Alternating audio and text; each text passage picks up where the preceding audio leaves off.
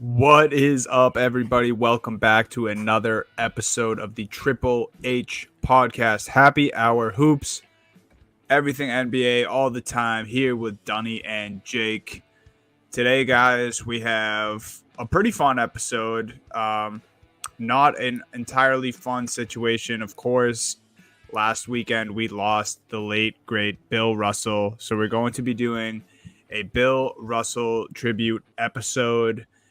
Talk about the legend in all different ways, off the court, on the court, his accomplishments, how dominant of a player he was. Not only just a Celtics legend, which holds near and dear to my heart, but a legend across the entire league. So yeah, we're excited about that.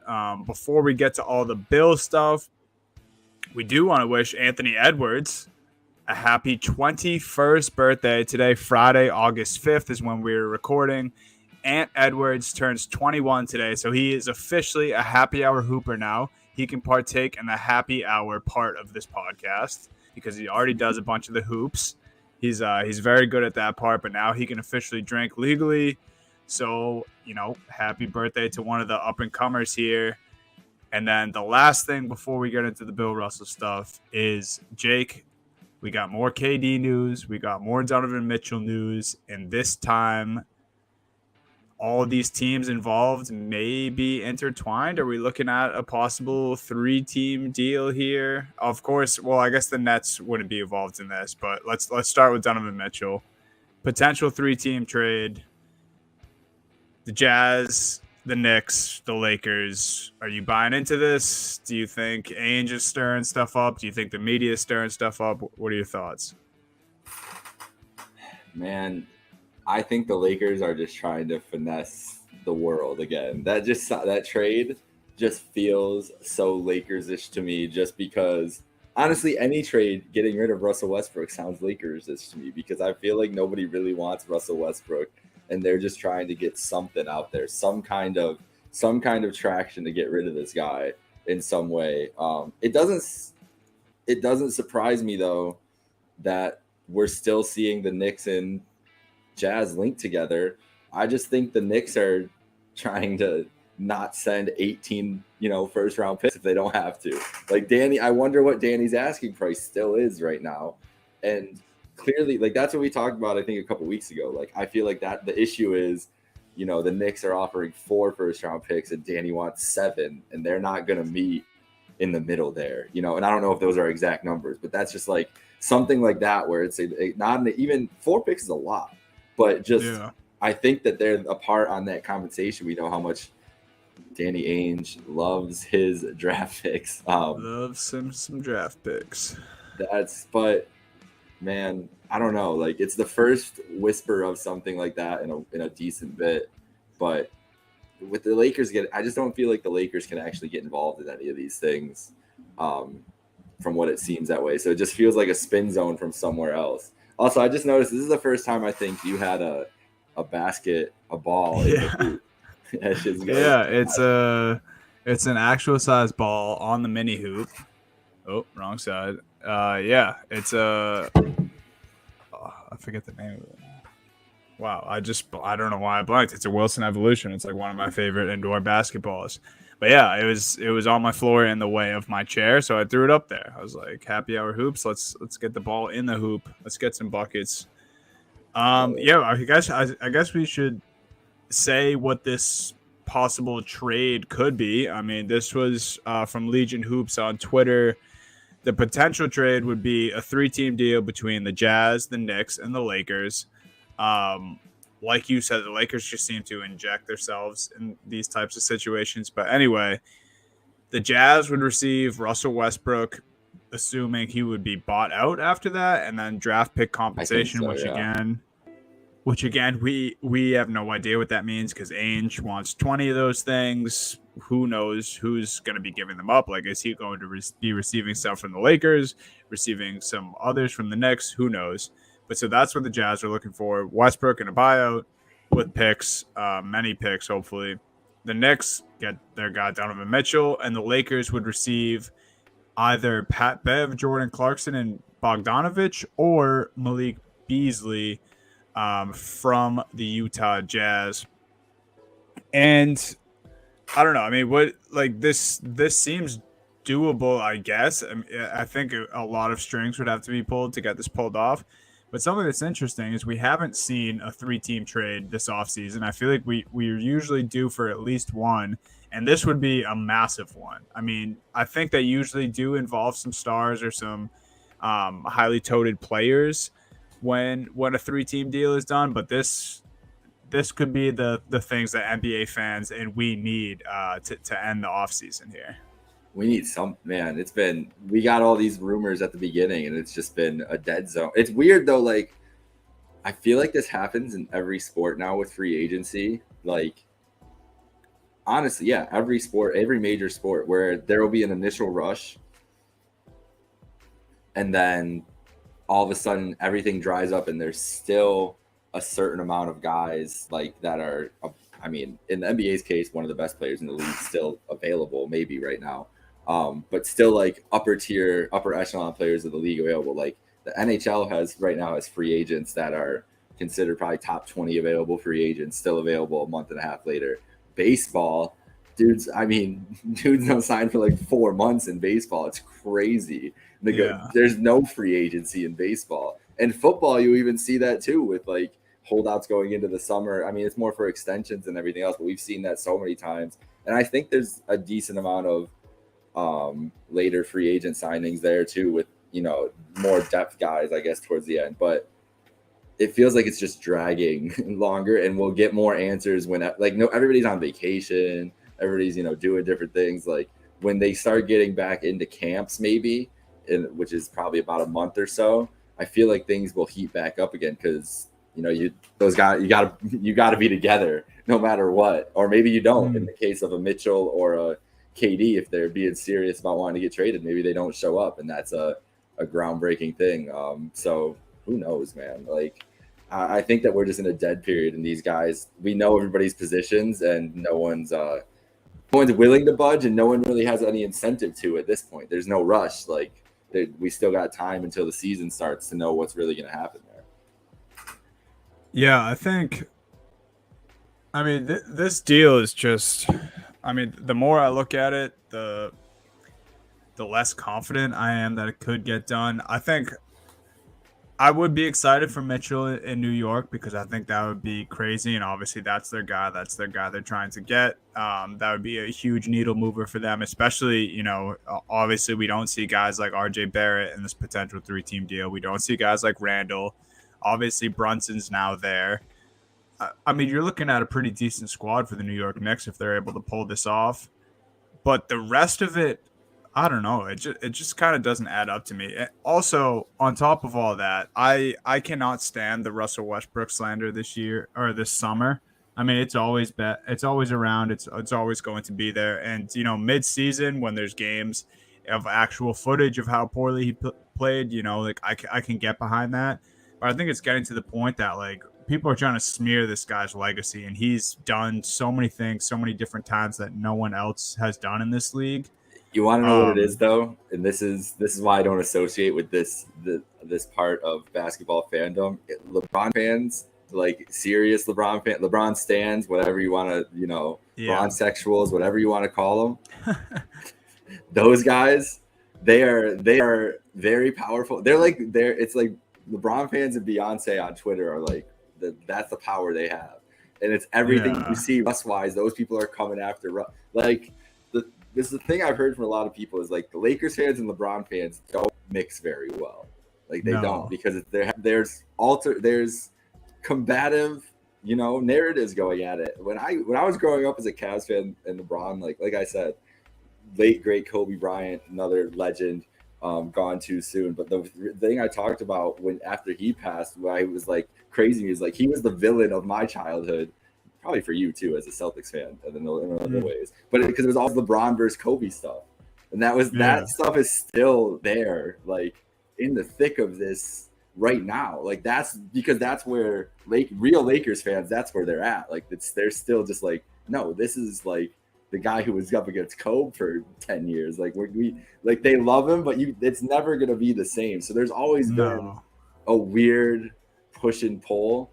And I think those LeBron fans are just like ridiculous. That will go to every length to defend him, even when he does and says outrageous shit. And I think that they're part of this with Russell Westbrook. And it is a shame because, like, come on, man. Like, I know he's not at the top of his game anymore, but let's not be, like you said, let's not be disrespectful. Yeah, the Russ slander, I think it's just gonna happen. I'll probably just have to get over that. But it is sad to see. It would suck to see if he goes to Utah Jazz and gets bought out. But I'm glad you brought up the Kobe and LeBron kind of just like their rivalry when Bron's first stint with the Cavs, because it reminded me those Kobe and Bron Muppet commercials were like just absolutely all time, dude. Or Muppet, is that the right verbiage? They were, they were the Muppet or Puppet, whatever they were. Puppets, Muppet. I don't know. They were basically Muppets, yeah. Dude, oh my god, those commercials were perfect. Yeah, every time they didn't miss. So that was a nice blast from the past that just reminded me of when you brought up their rivalry. But yeah, so I mean, I guess keep your eyes peeled for this potential 3-team deal. Also, Pat Bev playing alongside LeBron would be all time. Like that's just drama waiting to happen, stories waiting to happen, on court antics would probably be hilarious to see. So I'm excited to possibly see that. I guess Pat Bev in LA would be unreal. But we did bring up another guy, Kevin Durant. But the news has been, unlike Mitchell, the news has been pretty stagnant with Durant, other than we found out he talked to the Nets organization the other day. I heard rumors that, there was some progress made in the meeting. Obviously, no details were given out. So we're kind of just at the same spot as we were last week and the week before that and the week before that with Durant, other than, what seems to be a made-up Jaylen Brown for Kevin Durant rumor a few weeks ago by Shams. We haven't heard much about the KD saga, so maybe back to square one. I think KD's in like Greece or Turks and Caicos or something like that. Yeah, I saw him hanging out with AD and Ben Simmons. Yeah, I think he's just chilling, man. I don't think it's so he might so not weird. Care at all. I don't think he does. I really think he's just like, whatever happens, I'm going to compete for a championship this year on any of these teams. It's just, honestly, bro, every week that passes by, I just think Woj dropped that shit like the Aaron Rodgers trade rumor. And I think this is an ESPN. Yeah. I think every summer now I'm going to be looking out for the ESPN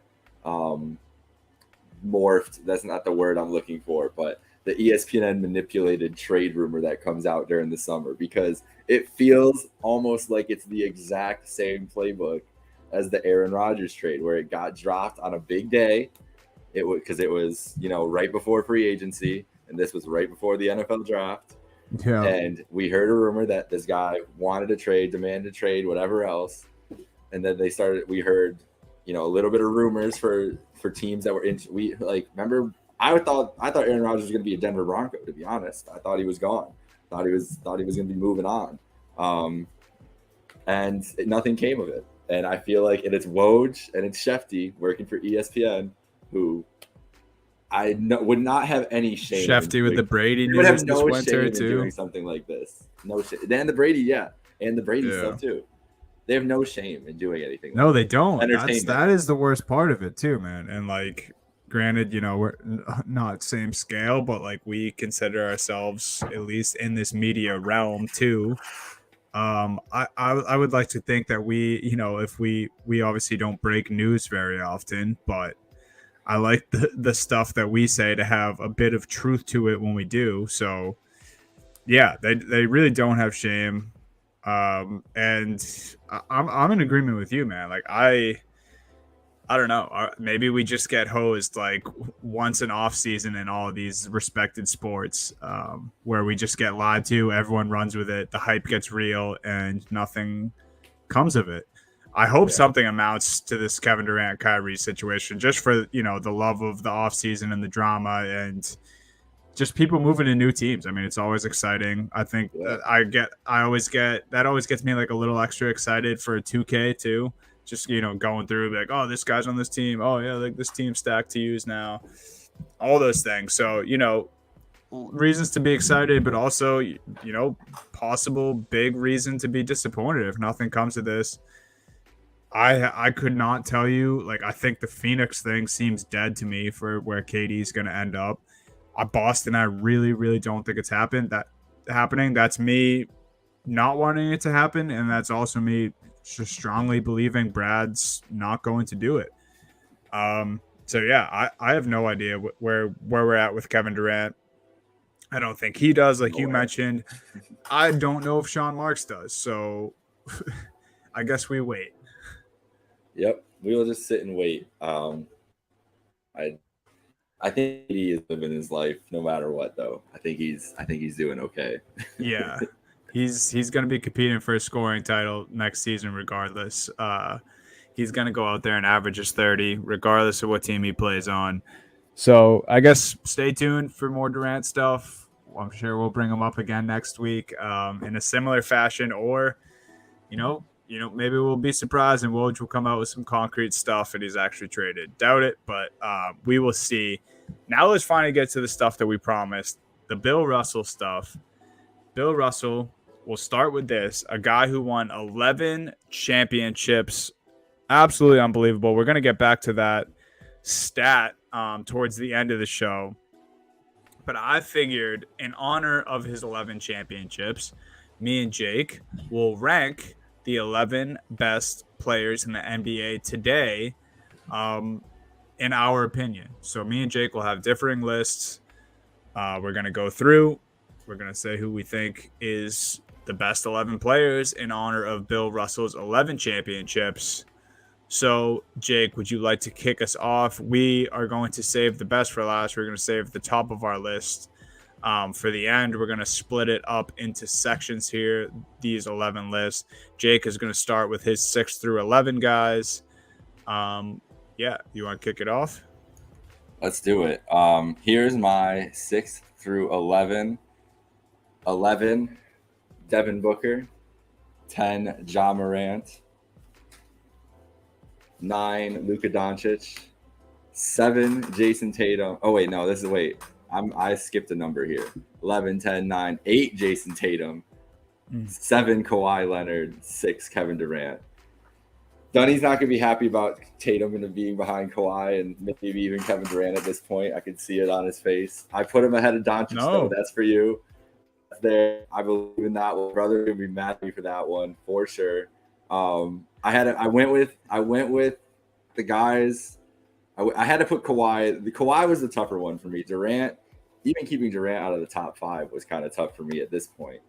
But Durant feels good there at 6. Kawhi and Tatum was a tough one there. Honestly, Luka and Ja was kind of tough too, but I feel pretty good about this right there. Yeah, I mean, definitely. I'm not mad about your list. You, a little spoiler, you actually have Tatum higher than me. Oh boy. We have a lot of the same players before I read my 6 to 11, but in pretty different order now that you've read yours and I see. So I will kick it off with mine.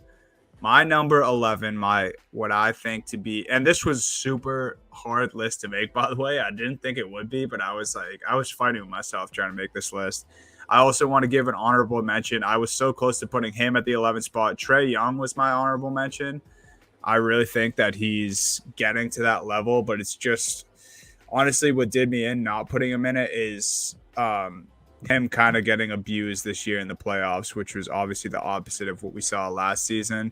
He's still a great scorer. He's going to get those assists all the time, but he is a liability on defense, and I think we saw him get exposed for that a little bit this year. So I kept him out of my 11. My actual 11th spot is Ja Morant. Number 10 is James Harden, a guy who you did not have on your list. So who did you? You didn't have Booker in there then. I didn't have Booker. Okay. Yeah, I don't think Book's top 11. I would rather, at least for this upcoming season, I think I would still rather Harden. I think he's a better playmaker. I still think he has a slight edge scoring, even though, he's kind of had a down last couple of years. So I got Harden at 10, Jason Tatum at 9, Kawhi Leonard at 8, Joel Embiid at 7, and Jokic at 6. So the bottom of our list were pretty significantly different. Meerkat's not going to like your Jokic at 6. I know. He's still higher than Tatum, though, so he can't be that mad. It's once you get to this, like, the top 7, 8 is harder than I remember in a long time, to be honest. Like, honestly, like, to decipher. I think you could have a number of comments. Actually, I think that I think there's a couple things that have to be locks, but I think you can make an argument for a lot of ways in there. So I'll go 3 through 5 here as I'm typing it in. 3 through 5. Steph number 5, LeBron number 4, and I'm giving JoJo number 3. I know that he probably could be argued below these two, championship-wise, everything else. I'm very bullish on the team that they have finally put together. Like, it's going to click for Joel Embiid 1 year. This is like me projecting going into this year. It's not going to always just be, maybe it is. Maybe he is the down on your luck superstar of our generation that is never going to break through and never going to maximize it. But if it's ever going to happen, it's a full year of the youngest possible James Harden they can have. This first year of PJ Tucker and his crazy 3-year deal that he's going to have into his 40s. Yeah. I'm just bullish on Embiid. Like, I feel like I projected him pretty high beforehand and it hasn't come through. And this is the time I'm coming through for this upcoming year. That's where I think he is going to end up. This was very tough. You can imagine probably this was very tough for me to not even have LeBron and Steph in the top 2. But at some point, you know what? I think I have to give into new ways and start flipping my thoughts around. So my number 1 isn't going to surprise you. Maybe my number 2 has surprised you, and maybe 3 has too. But Giannis, Jokic, Embiid are the 3 guys left. Those 3 guys have felt like the most consistent, dominant players for like 3 years to me now. And I'm just like, when I was going through this list finally, I was like, I think I got to do it. I think I finally got to take the step. Yeah. No, it's a respectable list. I think it's tough, man. Like I said, it was really challenging. It's also like we don't have a criteria. That's why like it's just opinion based. Like I know you brought up championships a little bit there when you're talking about having Embiid. I think a lot. I don't know if I could care about that for this ranking championships. I did. Like, we're talking about players, not to. But I'm saying like I can see why people rank LeBron and Steph higher is because you always hear that come up in some like these 1-to-1 arguments. Oh, what about what they do in the playoffs? It's like, all right, like, yes, that is a thing too. But I'm talking about his like individual play as much as anything else. I think Embiid is going to in this regard has more of an opportunity to have like huge stats and have a huge year than those 2 guys might. Yeah, and I do have LeBron and Steph higher on my list, and it's not because of the championships, but yeah, I agree with all that. So what am I doing here? 5, 4, and 3, or should I just read my top 5 going from 5? No, do 5, 4, and 3, yeah, and then we'll do 2 and 1. So my 5th coming at number 5 for me is Luka, 4 KD, and 3 is Stephen Curry. I originally was doing this list and then I realized that I didn't have I like got down to like 8 or 9 and realized I didn't have Luka, and then I had to start all over because I was like, oh, Luka has to be top 5 for me. I put him in there. He can do just about everything. I don't think he has surpassed KD yet. That's why I have him a step above. And then the reason he's not like a top 3 guy is just simply because of his defense right now, I think. Mm-hmm. I think he's an unbelievable playmaker, a volume scorer like you read about.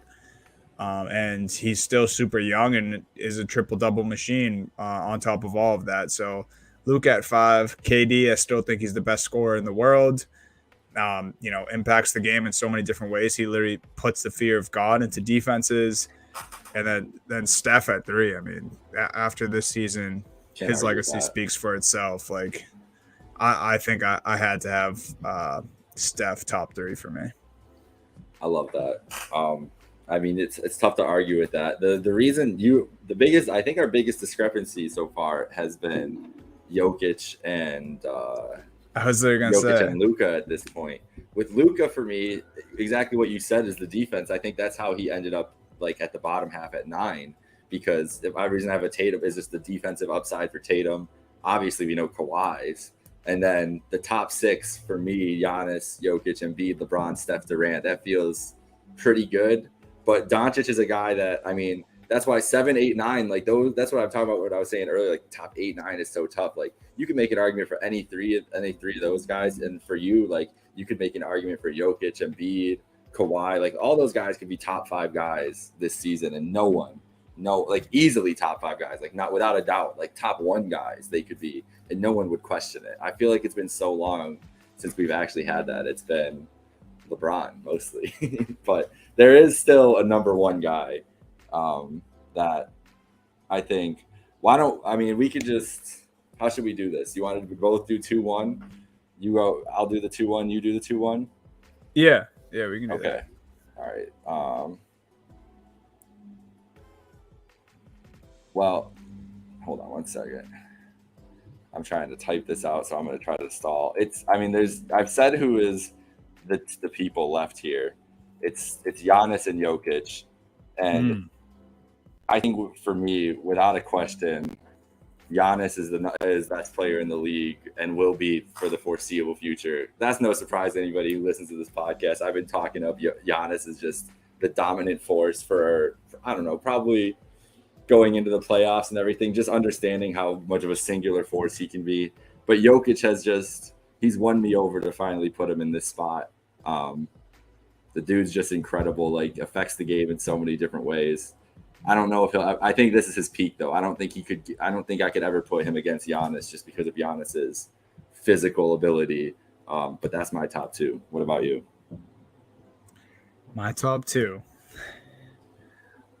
are Giannis, which we both had Giannis at 1. I'm in agreement with everything you just said. I've had to watch, between last year's championship run that Giannis and the Milwaukee Bucks went on, and then the 7-game dogfight of a series between the Celtics and the Milwaukee Bucks.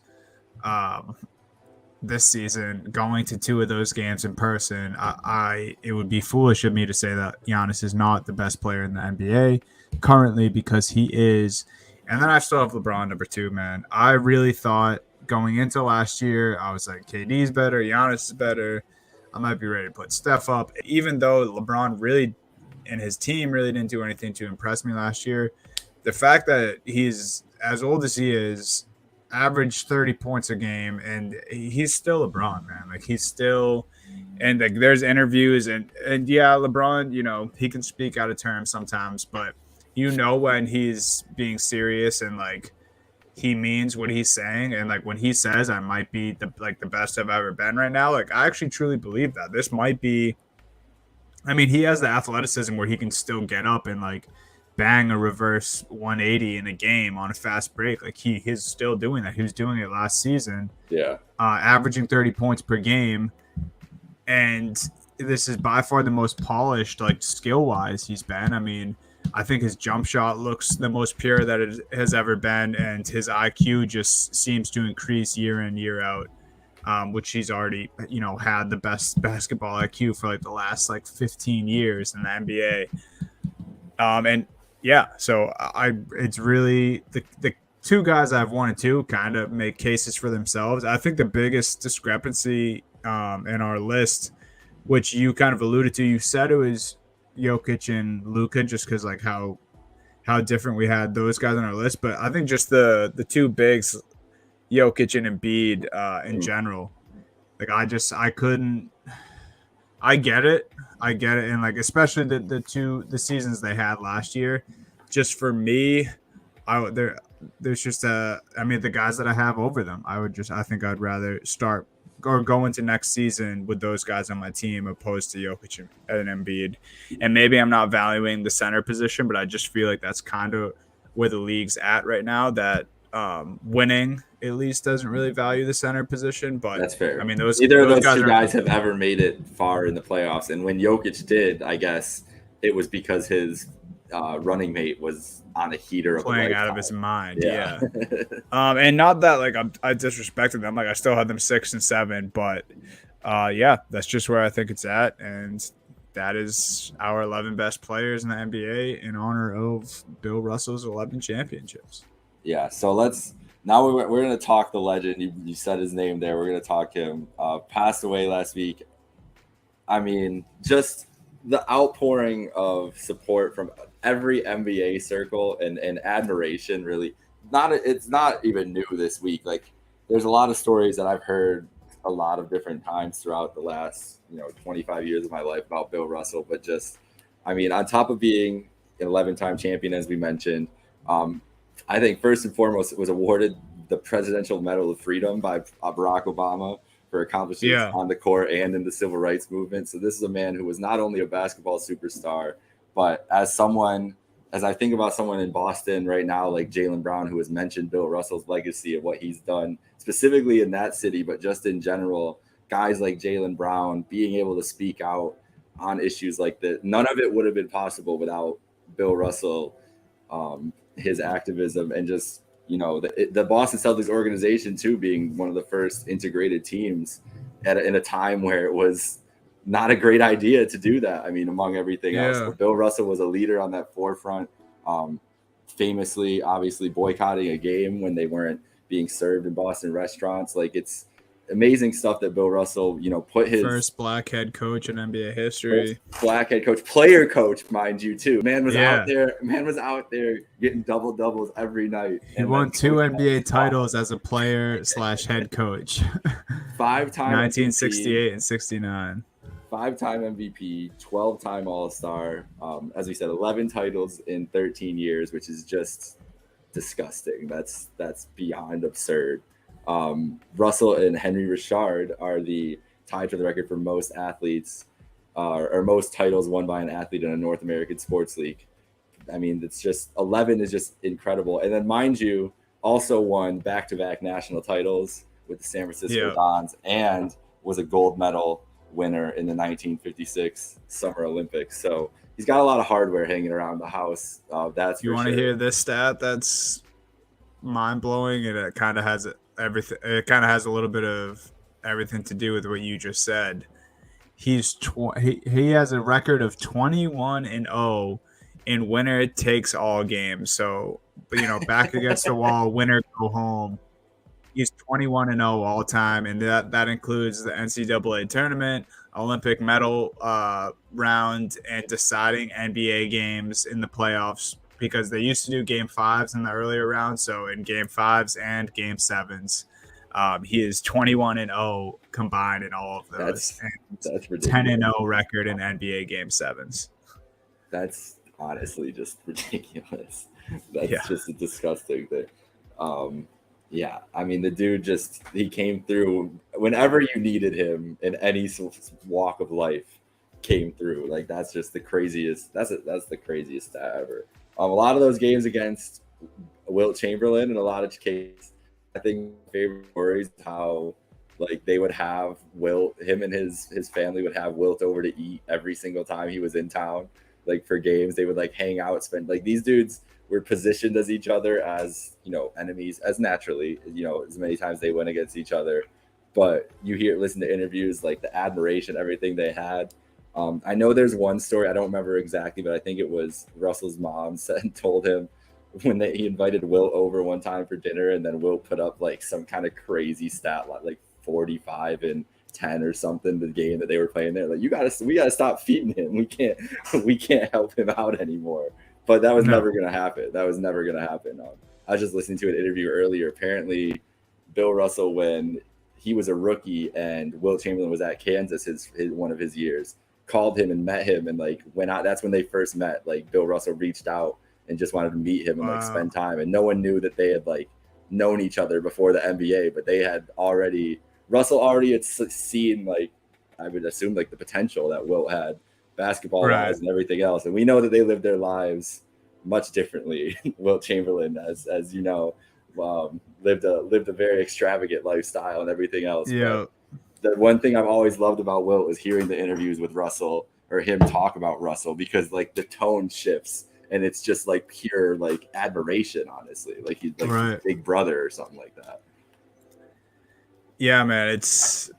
The life both those guys lived, and then obviously, we're talking about Russell right now, but like, just insane. Like, I can't even imagine just the winning and how important he was to so many people off the court. And actually, Big Cat from Barstool Sports, he put it nicely on Part of My Take.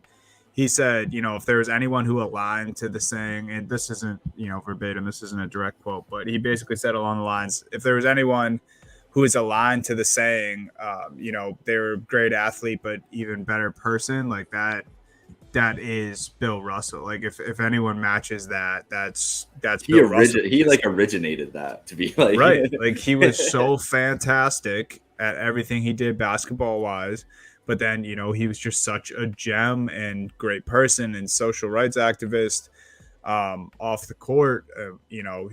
He's a hero to so many people, just not even including basketball. So that's just another thing to keep in mind when you think about Bill Russell. Also, one of my favorite clips, and this actually happened semi-recently, but he's done it a couple times because I feel like Bill's gotten a little less serious and started to like joke around more in his later years.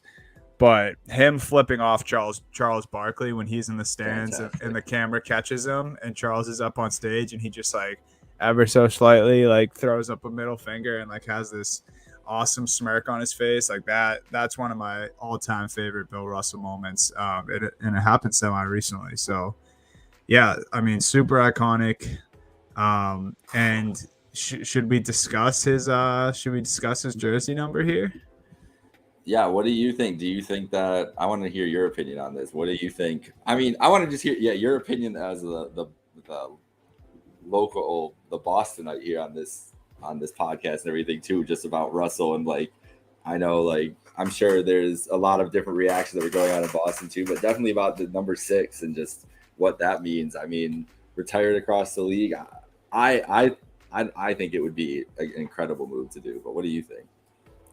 Yeah, it was like a bit of a different buzz. I think just being, I didn't grow up in the city, but I've been a Boston Celtics fan my whole life. I live close enough to the city where, when I'm in the city of Boston, it still feels like home. And I mean, even my dad, when Bill Russell was winning the championships, he was super young. That's how old and iconic Bill Russell is. But I hear the stories from my relatives of how great he was, and just how iconic of a basketball legend he was. And you almost get jealous, and at the same time you appreciate the guys that you watch play on a weekly basis when we're in season, because then you can start to tell the tales of the legends that you saw growing up. But I am a little jealous I never got to watch Russell, and on top of that, Larry Bird as well, if you want to throw him into the mix. But yeah, man, I think he just left such an impact on the game. And obviously, the number 6 is retired for the Boston Celtics. And the thing we're discussing here is, should it be retired across the entire league? It's kind of crazy that like a guy like Michael Jordan hasn't even had that done for him. And he is like the epitome of basketball. But I think when you look at, how dominant of a, I feel like, sorry to interrupt you, but I feel like, yeah, speaking of Michael Jordan, like I feel like he would be behind something like this too, to be honest. Yeah, and he has a lot of power and sway in this league too. Yeah, I think he would absolutely co-sign. Something that was surprising, Magic Johnson. I usually hate Magic Johnson's tweets because he just tweets the obvious. Like he literally just like tweets like what everyone else is thinking, no matter what. Like he'll be like, "Oh, the Lakers and Celtics are playing each other in basketball right now." Like as the Lakers and Celtics are on TV and like 50,000 people are already tuned in. He just usually tweets the most random, like specific things that come to his mind. But he did say this was actually Magic Johnson who tweeted this, said, should Bill Russell's, or he didn't even ask the question. He said Bill Russell's number 6 should be retired across the entire league. Which is interesting we don't have too many iconic number 6s in the league, but LeBron James. I was gonna say that if it's gonna be 23 and 6, and then somehow LeBron sneaks his way into both numbers, that would just be ridiculous. But yeah. I don't think too many people. I guess what I'm getting at is I don't think too many people would push back against this idea. Not at all. And I think if people do, I would love to hear a good enough argument to get this overturned. And of course, not that this is set in stone or even has been brought up by any league officials or anyone of, I don't want to say importance, because obviously Magic Johnson is a legend himself, but there hasn't been concrete talks of this yet. Yeah. But I am completely in agreement. I'm on board 1000%. The only, I guess that's really the only discrepancy I could see is guys like LeBron who, he's accomplished a lot with the number 6. And does that mean he would still be able to retire his number 6 with Miami? And I don't know. Is that his own thing, or would it feel like it's dominated by Bill Russell, or would he, feel honored by that because he got to wear the same number as him? Who knows? I don't. And would he put up a fight for the number 6 now? I don't know. So. But that's the only thing I can think of. I don't think he would either. I think Bron is just about winning in basketball, and I'm sure he has the utmost respect for Bill Russell and his legacy. But yeah, I'm fully in agreement. I assume you are as well. 100%. Yeah, I think that this makes a lot of sense for the NBA to do, and just a great way to honor I said in our first tweet the other day, the OG, the original GOAT, the guy that before Jordan showed up and the world changed, the basketball axis got flipped on its head by Michael Jordan. It was Bill Russell for years and years and years and years. And I think that would be a great way to deserve his respect. Speaking of that, he's had some iconic moments, obviously, with 11 championships. One moment you mentioned here, 30 points and 40 rebounds in an NBA Finals game. A finals game, man. Post up, could you just be done in today? There's no way this is ever being close to touching a game, I think, in my life. I don't even know if people could get 30 points, 20 rebounds, 20 assists, like 40 total of things, but of points and or assists and rebounds. I don't know if that could even happen.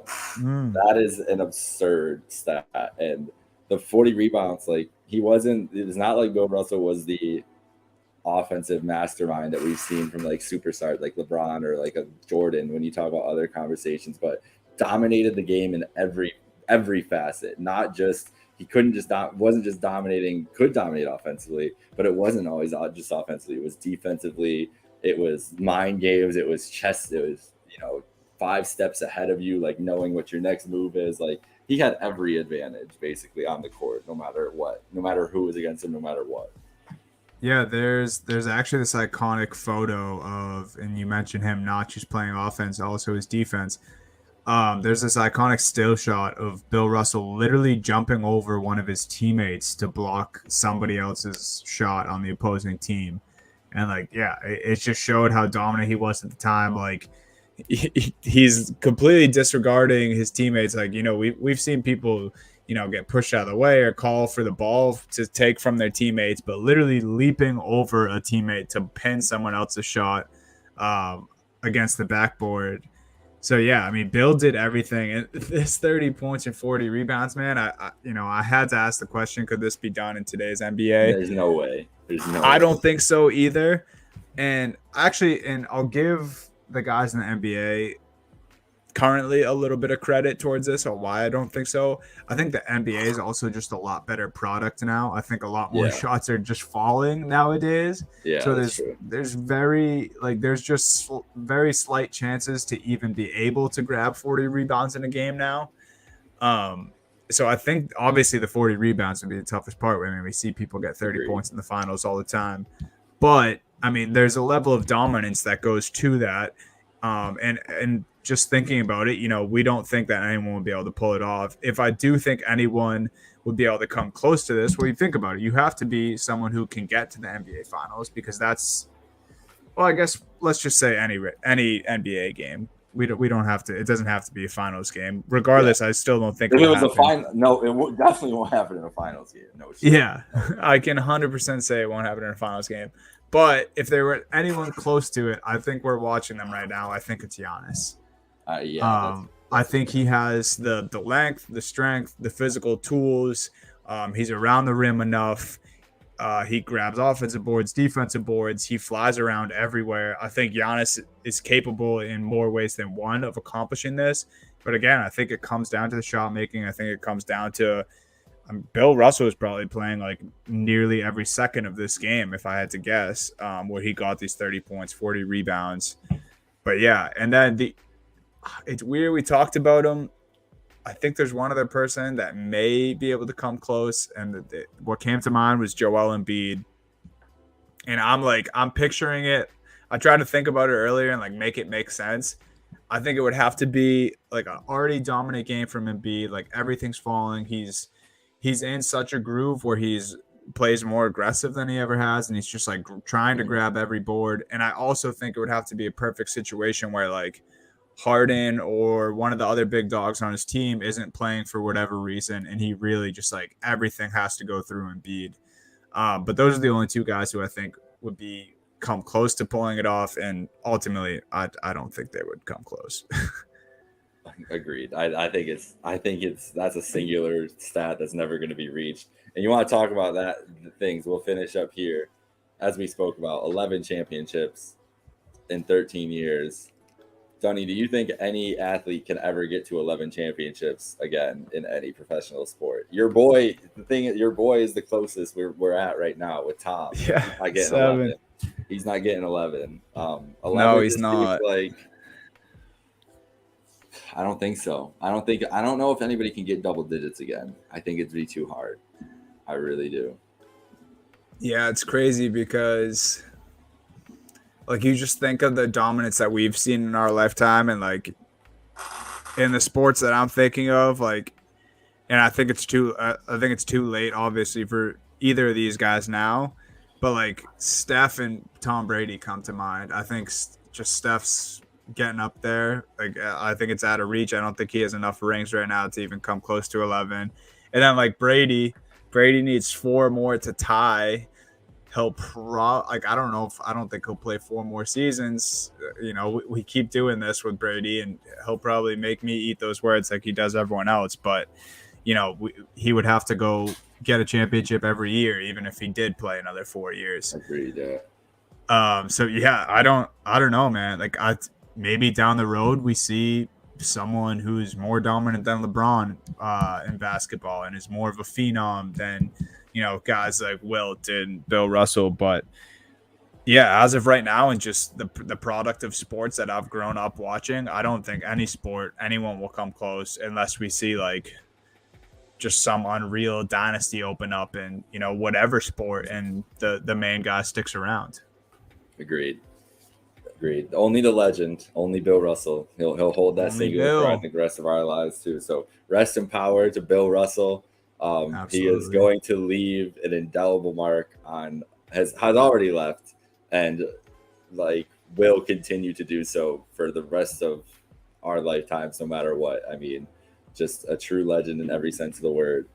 So that'll do it for Happy Hour Hoops today. Follow us wherever you get your podcasts. Get those there. Follow us at Happy Hour Hoops 1. For Donovan Holden, this is Jake Micah, and have a great